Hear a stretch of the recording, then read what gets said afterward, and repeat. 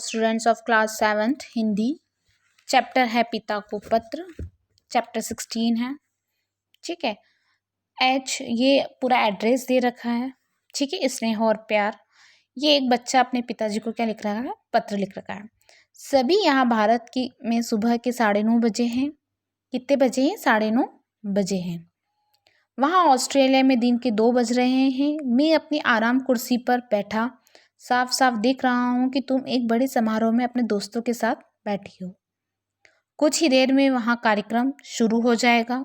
तुम्हारी बारी आएगी, तुम्हारा नाम बुलाया जाएगा, सारा हॉल तालियों से गूंज उठेगा। उद्घोषणा बताएगा कि कैसे और कितनी मेहनत से कैंसर जैसी असाध्य बीमारी से लड़ने के लिए तुमने क्या क्या शोध किए होंगे, क्या क्या परेशानी देखी होगी।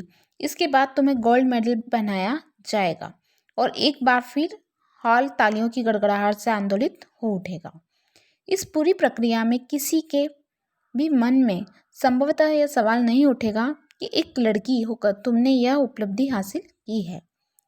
लेकिन बेटी, मेरे मन में यह सवाल शुरू से था कि एक लड़की होकर ही तुम्हें आगे बढ़ना है, बहुत लंबा रास्ता तय करना है।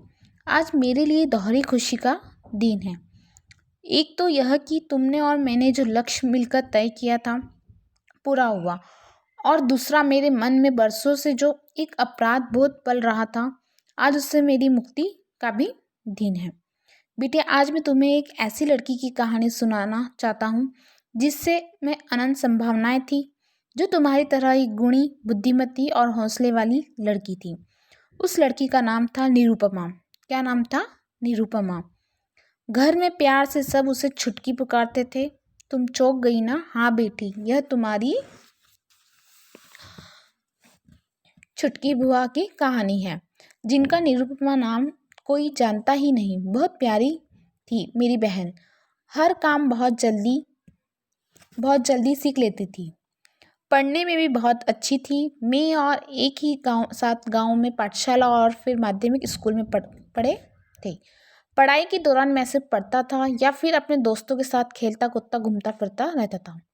लेकिन छुटकी तो कभी खाली बैठती ही नहीं थी। छुटकी कौन थी? निरुपमा। माँ के काम में हाथ बटाती, पिताजी के नहाने के लिए गर्म पानी रखती, छत पर कपड़े सूखने डालती। यही नहीं, मैं भी पतंग उड़ाते समय चरखी पकड़ने के लिए या पतंग माझा बनवाने के लिए छुटकी को ही आवाज़ लगाता।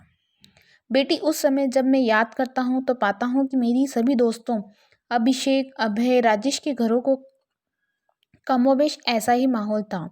सभी की बहनें छुटकी की तरह ही जीवन जी रही थी।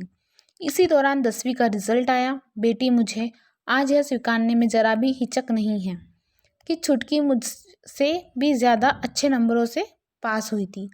लेकिन घर में इस बात पर किसी का ध्यान ही नहीं था। क्या नहीं था?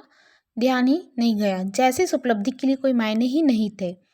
तय किया गया कि आगे की पढ़ाई के लिए शहर जाऊंगा और छुटकी वहीं गांव में सिलाए स्कूल में दाखिला लेगी। छुटकी ने बड़े दबे स्वर में माँ से कहा कि वह भी आगे पढ़ना चाहती है। माँ ने ज़्यादा स्वर में दबाकर पिताजी के सामने उसकी यह इच्छा रखी, पर पिताजी का दो टुक फैसला था। नहीं, उसने मुझसे भी कहा था, भैया मैं आगे पढ़ना चाहती हूँ, पर मेरे पास पिताजी का दो टुक फैसला था कि नहीं। वक्त कहाँ था कि 2 मिनट रुककर उसकी बात पर ध्यान देता। बाद में अक्सर रात बिरात मेरे कानों में उसकी आवाज़ बजती थी, भैया मैं भी आगे बढ़ना चाहती हूँ। तुम्हें याद है कविता, बचपन में अक्सर तुम मुझसे पूछती थी कि पापा दुनिया कैसे बनी, और मैं कहता था एक लड़का था एक लड़की, दोनों ने मिलकर घर बनाया, बाग लगाया, फसल उगाई, पुल बनाया, स्कूल चलाया और दुनिया बन गई। तुम तो विज्ञान के विद्यार्थी हो और जानती हो कि लड़की होना सिर्फ एक जैविक सच्चाई है। इस तथ्य को विज्ञान ने आज सिद्ध कर दिया है। अपनी बहन के संदर्भ में तो यह तथ्य समझ नहीं पाया, और मेरी योग्य बहन सिर्फ इसलिए कुछ बन नहीं पाई क्योंकि मैं उसे सिर्फ एक लड़की समझता रहा। लेकिन मैंने आगे चलकर भूल सुधार कर किया और तुम्हारे लिए एक सपना देखा जो आज पूरा हो रहा है। आज तुम्हारी उम्र 28 साल की हो गई है। मैं तुम्हारी ज़िंदगी के सारे निर्णय तुम पर छोड़ता हूँ। किस पर छोड़ता हूँ? चुटकी पर।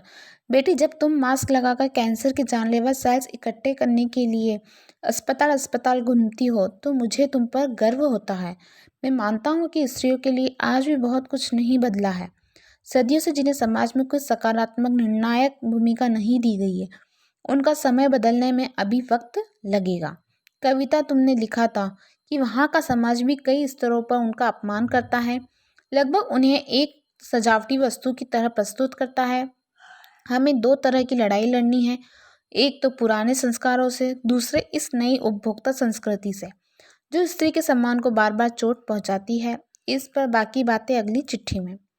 आज तुम्हें यह सब कुछ लिखकर मेरे दिल का बोझ क्या हो गया, हल्का हो गया।